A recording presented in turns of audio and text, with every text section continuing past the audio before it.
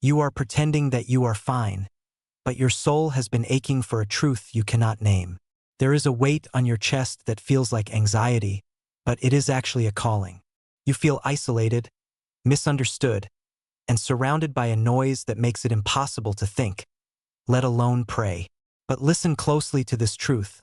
Joseph Smith once felt exactly the same way, just moments before heaven opened.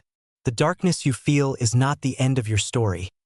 It is the prerequisite for your revelation. If your spirit is tired of the noise and ready for the answer, simply write the word ready in the comments right now. Establish your intent. Tell the universe you are listening. Stay with me until the very end, because the seventh insight we will discuss is the one specifically meant for the struggle you are facing today. We need to speak about the darkness, not the abstract concept of evil, but the very real, very heavy, suffocating pressure that settles upon a human soul right before a breakthrough. You know this feeling. It is the moment when the confusion is so thick it feels like a physical barrier. It is the moment when you attempt to speak, to ask for help, to utter a prayer, and you find your tongue bound. Not literally, perhaps, but spiritually. You cannot find the words. The despair feels total. You feel, as the young prophet Joseph described, doomed to sudden destruction. There is a profound misunderstanding in our modern spiritual culture that suggests if you are walking with God, the path will be clear, sunny, and light. We assume that confusion is a sign of sin, and that clarity is the only sign of righteousness. But the history of the soul, and the history of the restoration, teaches us a different lesson. The most significant revelation in modern history, the first vision, did not happen on a mountaintop of easy glory. It happened in a grove of trees, after a period of intense agonizing confusion, and directly following an assault of darkness so severe that Joseph believed he was going to die. Why is this important for you? Right now, sitting in your car or your room, or walking alone with your thoughts? Because you might be judging your struggle as a failure. You might be looking at the opposition in your life, the financial stress, the broken relationship, the silence of the heavens, the internal battle with addiction or doubt, and you are thinking, I have lost the way. But what if you haven't lost the way? What if you have finally walked far enough into the woods to be a threat to the darkness? What if the opposition is not a sign that God has left you, but a sign that He is about to arrive? Consider the timing. The scripture says that Joseph had scarcely done so, meaning he had barely begun to offer up the desires of his heart, when he was seized. The opposition was immediate, it was precise, and it was overwhelming. This teaches us the first great principle of spiritual endurance.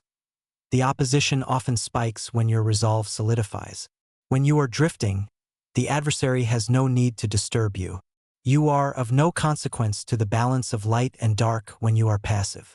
But the moment you decide to kneel, the moment you decide to ask, the moment you decide to change, that is when the thick darkness gathers. This darkness is not random. It is reactive. It reacts to the light you are about to kindle. Think of your own life. When have you felt the most resistance? Was it not when you were on the verge of a new commitment? Was it not when you were trying to break a generational cycle? The resistance is a witness that you are moving in the right direction. If you were walking down a river with the current, you would feel no force. It is only when you turn around and stand against the flow, determined to move upstream toward the source, that you feel the crushing weight of the water. You are feeling the weight because you are standing firm. Do not mistake the pressure for weakness. It is proof of your strength. It is proof that you are entering the sacred grove of your own life. And just as Joseph found, you cannot rely on your own strength to break this hold. You cannot think your way out of this darkness. You cannot strategize your way out of spiritual suffocation. You have to endure it. You have to hold on. There is a specific kind of silence that happens in this struggle. It is the silence of the gap between the onset of pain and the arrival of relief. In that gap, your mind will tell you terrible things. It will tell you that you are alone. It will tell you that this time the light isn't coming. It will tell you that you are foolish for believing in something you cannot see. Joseph heard these whispers. He felt the tangible presence of a power that wanted to bind his tongue so that he could not speak. Why the tongue? Because speech is creation. Prayer is a creative act. To speak your need to God is to open a door that the darkness wants desperately to keep shut. If you are currently in a season where it feels like your prayers are hitting a brass ceiling, or where you feel too exhausted to even form the words, know this: your desire is enough. Your presence in the grove is enough. Joseph said he exerted all my powers to call upon God. He didn't say he used eloquent words. He didn't say he quoted scripture perfectly. He exerted his will. He fought to keep his mind focused on the source of relief, even while his senses were being overwhelmed by the source of destruction. This is the battle you are in. It is a battle of focus. The darkness wants you to focus on the fear, on the noise of footsteps coming up behind you, on the sensation of doom. The light wants you to focus on the simple, naked desire for truth. I want to know. I need help. I cannot do this alone. These are the prayers that crack the foundation of hell. These are the prayers that summon pillars of light. We must go deeper into this idea of exerting all powers. In our world of instant gratification, we have lost the art of spiritual wrestling. We want the revelation to come as a download, instant and effortless. We treat God like a search engine. We type in a query and expect a result in 0.02 seconds. But the soul does not work like a machine. It works like a seed, and it works like a muscle. And muscles only grow under tension. When Joseph describes exerting all his powers to call upon God, he is describing a state of total mobilization of the self. This wasn't a casual "Dear Heavenly Father" before bed. This was a survival instinct. This was the spiritual equivalent of a drowning man kicking toward the surface. He was calling upon God not just to be enlightened, but to be delivered. To deliver me from the power of this enemy which had seized upon me. Perhaps your prayer today needs to shift from a prayer of polite request to a prayer of deliverance. There is a raw honesty in the prayer of the desperate. Cuts through the pretense. When you are in the thick darkness, you don't care about looking righteous. You don't care about using the fancy vocabulary of your religious tradition. You care about survival. And interestingly, God seems to respond most powerfully to this kind of naked honesty. The psalmist knew this. Out of the depths have I cried unto thee, O Lord, not out of the comfortable chair, out of the depths of sorrow, the depths of confusion, the depths of regret. If you are in the depths right now, do not despair. You are in the perfect position to be heard. The acoustics of heaven are tuned to the frequency of the broken heart and the contrite spirit. But here is the paradox we must confront. Why does God wait? Why did Joseph have to reach the point where he was ready to sink into despair?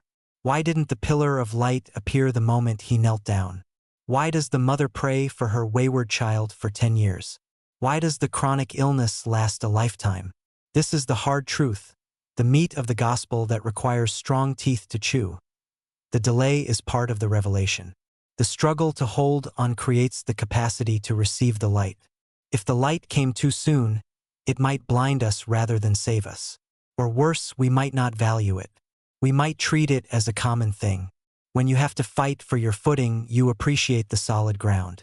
When you have been truly cold, you understand the nature of fire. Joseph needed to understand the reality of the adversary so that he could fully understand the reality of God. He needed to know that there are two powers in the universe, and that he had to choose one. The darkness forced a choice. It stripped away his neutrality. He could not stay in the middle. He had to be delivered or he would be destroyed. Your struggle is forcing the same choice. It is stripping away your casual spirituality. It is making you decide, do I believe? Do I really trust? Am I willing to wait? This is the refiner's fire. It burns away the dross of our character, the impatience, the entitlement, the superficiality, and leaves only the gold of faith. And notice the timing of the deliverance. Just at this moment of great alarm, not before, at the very edge, when his strength was gone, when he was about to abandon himself to destruction. That is when the pillar appeared. This suggests that there is a divine limit. God knows exactly how much pressure the vessel can take before it cracks. You may feel like you are cracking. You may hear the creaking of your own soul under the weight. But the master potter has his hand on the pressure valve. He will not let you be destroyed. He will let you be stretched. He will let you be tested. But he will not let you be destroyed if you keep your eyes fixed on him. Immediately, Joseph says, when the light appeared, the darkness didn't just fade. It was expelled. Light and darkness cannot occupy the same space. This is a law of physics and a law of spirit. When the pillar of light descended, the enemy fled. The relief was instant. This is the promise that keeps us going. The breakthrough, when it comes, will be total. The peace, when it arrives, will surpass all understanding. The confusion will evaporate like mist in the morning sun. You will look back on this time of darkness not with trauma, but with reverence. You will see it as the night that preceded your dawn. But you are not at the dawn yet. You are in the night. You are in the wrestling. And so, the instruction for you right now is to hold on, to exert your powers, to refuse to let the darkness bind your tongue. Even if you can only whisper the name of God. Even if you can only think it with all the force of your being. Let us speak now of the pillar of light. It is described as being above the brightness of the sun. Try to imagine that. The sun is the source of all life on this planet. It is blindingly powerful. And yet, this spiritual light was brighter. It defied the natural laws. It descended gradually, Joseph says, until it fell upon me. This detail is crucial. It descended gradually. Why? Perhaps because if it had slammed into him all at once, it would have shattered him. God is gentle even in his power. He lowers the light into our lives. He acclimates our spiritual eyes. You are waiting for an answer. You are waiting for a change. Watch for the gradual descent of light. It might not start as a pillar. It might start as a flicker, a thought, a peaceful feeling during a song, a sentence in a book that jumps out at you, a friend who calls at the exact right moment. These are the edges of the pillar. These are the foreshadowing of the revelation. Do not dismiss the small lights while you are waiting for the sun. When the light rested upon him, Joseph saw two personages. The silence of the grove was broken by the voice of God. This is my beloved son. Hear him. Everything in the universe tilts on that axis. Hear him. In your darkness, there are many voices competing for your attention. There is the voice of your fear, the voice of your past mistakes, the voice of societal pressure, the voice of cynicism, and then there is the voice of the beloved Son. It is usually a still, small voice. It does not shout. It invites. How do you distinguish the voice of the Son from the voice of the darkness? The darkness binds. The Son liberates. The darkness confuses. The Son clarifies. The darkness condemns. The Son corrects, but always with love. The darkness drives you to despair. The Son leads you to hope. If the thought in your head makes you feel worthless, hopeless, or panicked, it is not the voice of the Son. It is the echo of the darkness you are wrestling. Reject it. But if the thought brings a quiet assurance, a sense of it will be okay, a nudge to forgive, a prompt to keep going, that is him. Hear him. This process of learning to hear him is the entire purpose of your life. And sometimes, we only learn to distinguish his voice when all other lights have gone out. When it is dark enough, you can see the stars. When the world is loud enough, you learn to crave the silence where he speaks. Joseph went into the grove to ask which church was true. He went in with a theological question. He came out with a personal relationship. He came out with a witness. He went in looking for an institution. He found the Father and the Son. Your struggle might be about finances or health or a relationship, but those are just the entry points. Those are just the reasons you walked into the woods. God intends to give you something much bigger than a solution to your problem. He intends to give you himself. He wants you to know him. He uses the crisis to facilitate the encounter. So, when you feel the darkness pressing in, try to shift your perspective. Instead of asking, "Why is this happening to me?" try asking, "Who is trying to meet me in this place?" Instead of, "When will this end?" ask, "What am I meant to hear?" This is spiritual maturity. This is the shift from victim to disciple. A victim sees the darkness as a punishment. A disciple sees the darkness as a classroom where the lesson is faith and the teacher is the spirit of truth. You are being schooled in the mysteries of godliness. And the first mystery is that you are stronger than you think, because you are not fighting alone. Even before the light appeared, Joseph was being sustained. He didn't know it, but he was. The fact that he didn't die, the fact that he didn't run away, the fact that he kept praying, that was grace. Grace is not just the light at the end. Grace is the strength to endure the dark. You have that grace right now.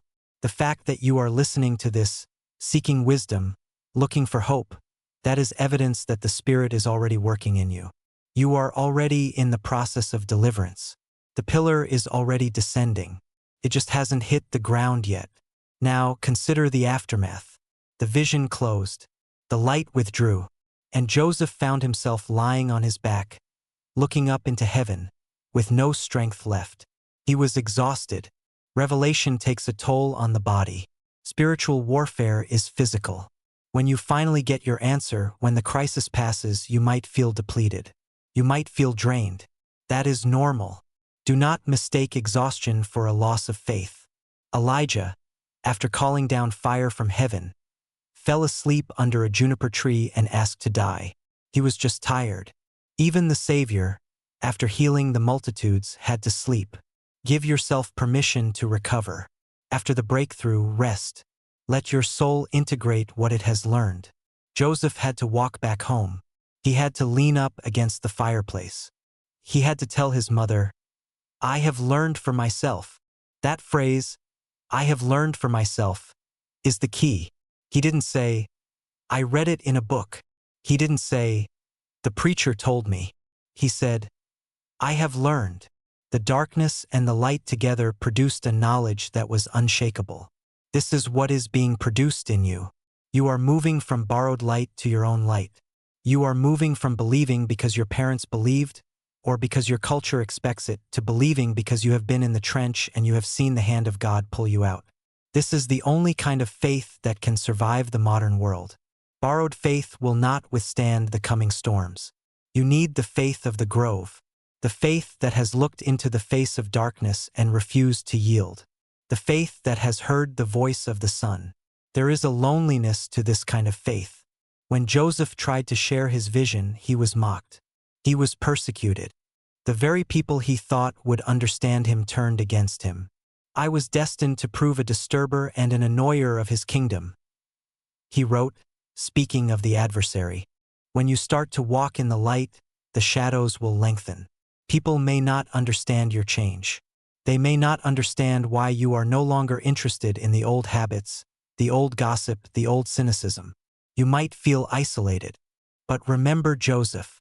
He said, "I knew it, and I knew that God knew it, and I could not deny it." That is the anchor. It doesn't matter who believes you. It doesn't matter if the world thinks you are foolish. You have been in the grove. You have the witness. This witness is your superpower. It is the thing that allows you to stand calm when everyone else is panicking. It is the thing that allows you to be kind when others are cruel. You have access to a source of peace that the world does not understand. But you must protect it. You must return to the grove often. Not the physical grove in New York, but the sanctuary of your own spirit. You must maintain the connection. The darkness is always looking for a way back in. It waits for you to get lazy, or proud, or distracted. Endurance is not a one-time event. It is a lifestyle. It is the daily practice of clearing the channel, of rejecting the darkness, of inviting the light. It is the daily decision to hear Him. Some days the light will be bright. Some days it will be dim. On the dim days, you remember the bright days. You hold on to the memory of the pillar. You navigate by the map you drew in the light, even when you are walking in the dark. This is how the prophets lived. This is how the saints have always lived. You are part of a long lineage of strugglers and overcomers. You are not an anomaly. You are a pioneer in your own life, cutting a path through the wilderness of mortality, looking for Zion. We must also speak of the unexpected nature of the answer. Joseph expected to be told which church to join. He was told to join none of them. The answer completely upended his paradigm. It was more radical than he could have imagined.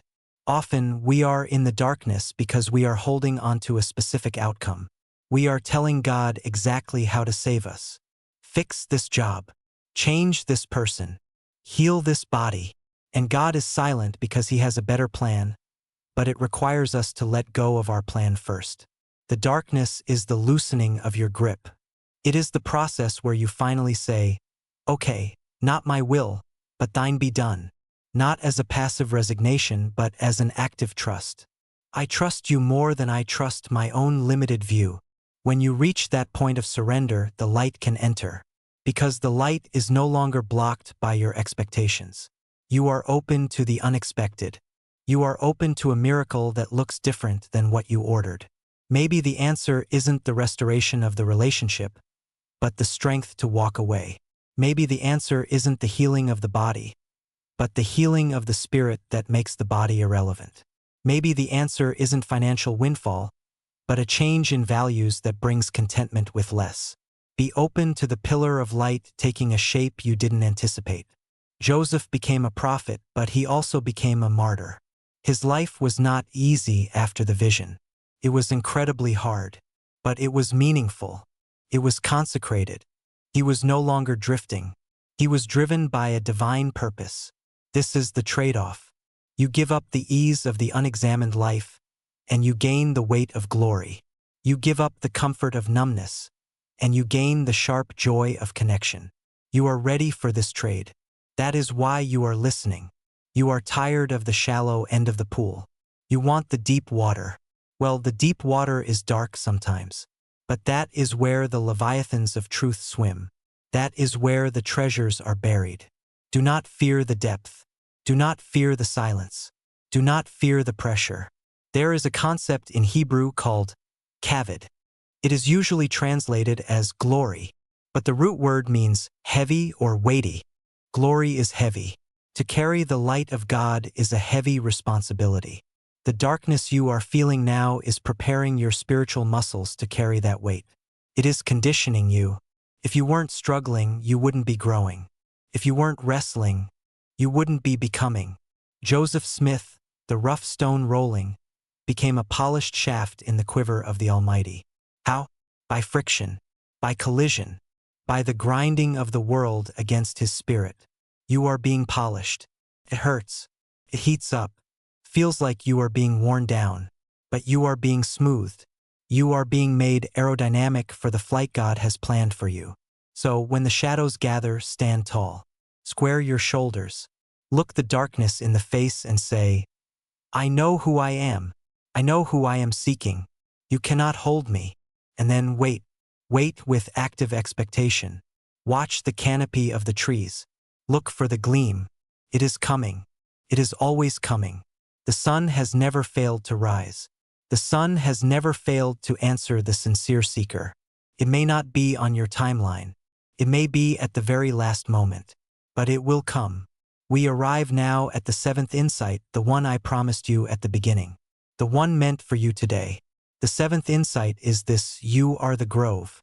We tend to think of the sacred grove as a geographical location in upstate New York, a place you can visit on a tour. But the message of the restoration is that the heavens are open everywhere to the one who believes. Your bedroom is the grove. Your car is the grove. The hospital waiting room is the grove. The darkness you feel is the canopy of trees. The silence is the air. The struggle is the soil.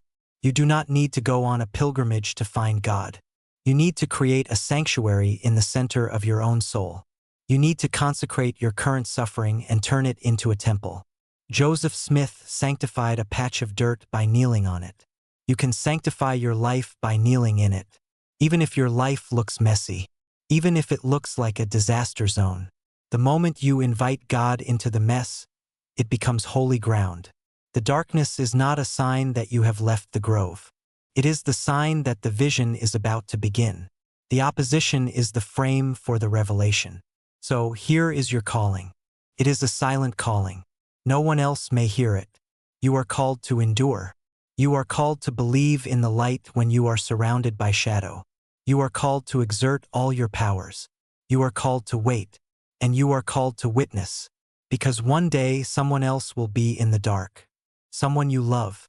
Someone you haven't met yet. They will be feeling the thick darkness, the binding of the tongue, the doom of destruction. And you will be the one who can say to them, I know this place. I have been here.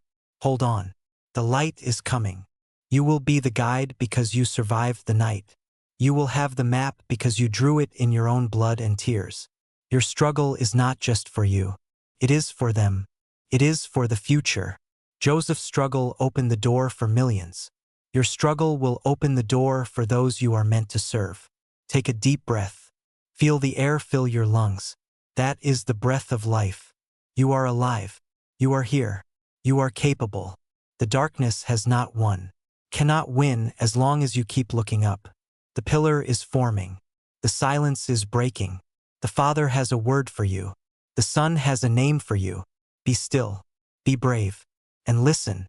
If you have made it to this moment, if you have walked through the woods with me to this point of clarity, I ask you one last thing. Seal this commitment. In the comments, leave the phrase, I am the grove. Let that be your declaration. Let that be your witness that you are ready for the light, no matter how dark the night becomes. The light is yours. Claim it.